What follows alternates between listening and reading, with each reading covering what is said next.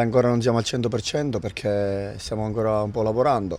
Abbiamo fatto 2 partite di Coppa dove abbiamo messo minutaggio. Oggi era la prima di campionato, si sa che le prime sono un po' particolari, però devo fare i complimenti ai ragazzi perché mi è piaciuto l'atteggiamento, la voglia di risolvere e conquistare la partita, anche in un campo non in perfette condizioni. Qui ci siamo adattati e questo mi rende felice a me e al mio staff. Difficilmente guardo le altre squadre, guardo la mia, gli avevo detto ai ragazzi che la Folgore l'avevo vista contro lo Sciacca, è una squadra giovane che corre, piena di entusiasmo, quindi se noi mettevamo la stessa fame che hanno messo loro, che mettevano loro, noi ci siamo riusciti e le qualità poi si sa, noi abbiamo qualità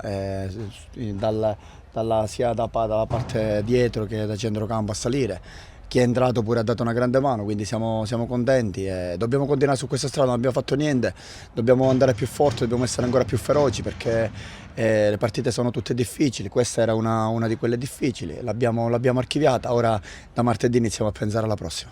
Fa piacere, significa che abbiamo un gruppo importante, un gruppo valido, un gruppo che si aiuta.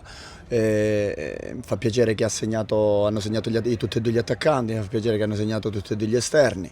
Ho dato minutaggio a qualche ragazzino che ne ha avuto di meno perché dobbiamo farlo crescere sotto l'aspetto tattico e tecnico e quindi ripeto siamo contenti, però la strada è quella giusta, però si deve percorrere sempre con determinazione, con voglia e con spirito di sacrificio. Siamo contenti, sappiamo cosa ci possono dare, che spinta ci possono dare e che ci hanno dato oggi.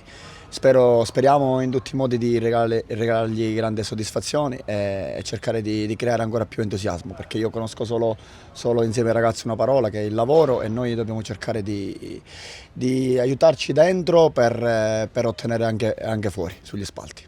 Abbiamo fatto una grande partita, sono contento per questi 2 gol, ma non era facile giocare in questo campo, anche perché in condizioni a mio avviso pessime, però siamo stati bravi, abbiamo fatto 5 gol e abbiamo tenuto sempre il pallino del gioco. Mi sto trovando bene, gente che conosco già da un po' di anni, gente con cui ho giocato insieme, poi Licata per me è una seconda casa perché mia moglie è licatese, già ci ho giocato diverse volte e per adesso sono contento così. La sanno tutti quello che vogliamo fare, quindi non c'è bisogno di dirlo. Per la prossima ci auguriamo di ripeterci e di giocare sempre per vincere. I tifosi che ci sostengono sempre e anche nei momenti di difficoltà stanno sempre vicino a noi. Questa doppietta la dedico alla mia famiglia e per le persone che mi sono state sempre vicino nei momenti di difficoltà.